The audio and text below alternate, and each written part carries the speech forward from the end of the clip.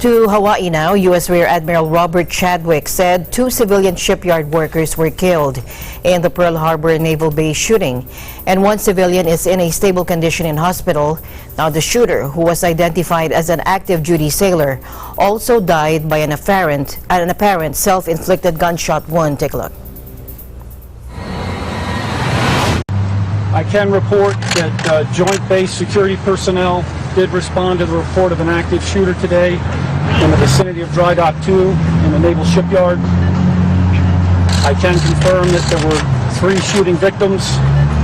We have confirmed that 2 are deceased. 1 is in stable condition in a local hospital.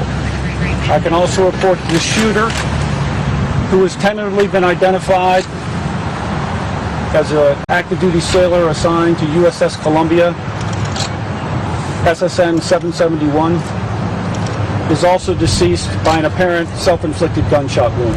The shooter is deceased, as well as 2 of the civilian shipyard workers. The 3rd civilian shipyard worker is in stable condition in a local hospital. We have no indication yet whether they were targeted or if it was a random shooting. The shooting took place near the south entrance of the sprawling base located on the southern shore of Oahu. The base hosts both the Navy and Air Force. The incident unfolded 3 days before the 78th anniversary of the 1941 Japanese surprise attack on Pearl Harbor that left 2,403 U.S. service members dead. Do you hear me? Do you hear me? The last time a mass shooting took place in Hawaii was 20 years ago during the so-called Xerox murders that resulted in 7 employees being killed. Now, earlier today, the Aloha State encountered a similar horror again, this time inside the military base at Pearl Harbor. Ron Hamilton has the details. It's been more than 20 years since Hawaii has experienced a mass shooting incident. But today, residents and visitors alike were shocked to hear that a Pearl Harbor sailor had shot 3 people before turning the gun himself. At around 2:30 local time, a U.S. Navy sailor entered the Pearl Harbor Navy shipyard and shot 3 civilian men before taking his own life. 2 of the victims were taken to area hospitals where they were later pronounced dead. The 3rd victim, age 36, was taken to Queens Medical Center in Honolulu, where he's under guarded condition. Because the shooting took place inside a military installation, authorities had to close several gates, preventing everyone from entering and exiting, as well as containing the situation to prevent any threats from the outside. First responders from within the base, as well as counterparts from the city and state, arrived at the scene. At about 3:35 p.m., military and civilian personnel in Hawaii received alerts from the Department of Defense on their phones, computers, and even on social media. Announcements and information were also heard through PA systems. This is the Department of Defense Alert Mass Notification System. Here is your message. Joint Base Pearl Harbor Hickam security forces have responded to a reported shooting at the Pearl Harbor Naval Shipyard. The incident occurred at approximately 2:30 p.m. Due to the ongoing security incident, access/gates to JBPHH are closed. We will update when we have further information. The gates were finally opened at about 4 p.m. According to the commander of Navy Region Hawaii, the alleged gunman was assigned to the submarine USS Columbia, and all 3 victims were employees of the shipyard. As of this report, neither the identities of the victims, the weapon used, nor the motive for the shooting have yet been disclosed. Honolulu resident Nicole shares her first-hand account on today's tragic event.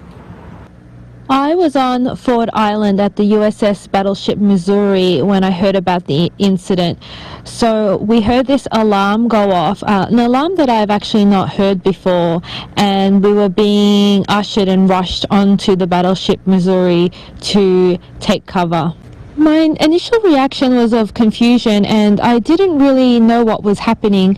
So apparently there was the alarm was going off and there was an announcement, but because we were on the base, helicopters were flying over and we couldn't really hear the announcements, so it was just the workers on on the Battleship Missouri who were telling us to get on the ship, and we were just following instructions, actually not knowing why we were getting on the ship. The reaction of the people around me were of confusion, similar to me. Most of the people were tourists, and we just weren't sure what was happening. And it wasn't until we got onto the ship that we were told that there was an incident on the base, and that it was a lockdown, and we were safe on the ship, and we had to stay put until otherwise told. We were told that we were going to be there for a while and just to sit and relax, and they handed out water and were very helpful and kind and reassured us that everything was okay. Everyone was, calm, and there were a lot of children on the battleship, and I don't think they really understood what was happening, thankfully. And people were getting news off social media about what was happening, and that's how we actually first found out of what actually was happening, because we weren't getting information from the workers. It took us a while to get off Ford Island. There was traffic backed all the way up. And then once we got off the base, the traffic on the freeway was your typical rush hour traffic, plus I guess everyone that would normally leave earlier was leaving all at the same time. So it was just unfortunate timing that everyone was leaving the base at peak hour traffic. So it took a while to get home, but I was glad to get home and be safe. After what happened today, I still feel like Hawaii is a very safe place to live and work. These incidents do not happen very frequently, and the incident today happened on a base where normally I'm hardly ever on a base. Today was just a very unlucky situation to be that close. So I don't think I've lost my confidence in Hawaii's safety. I think it has one of the strictest, if not the strictest, gun laws in the USA.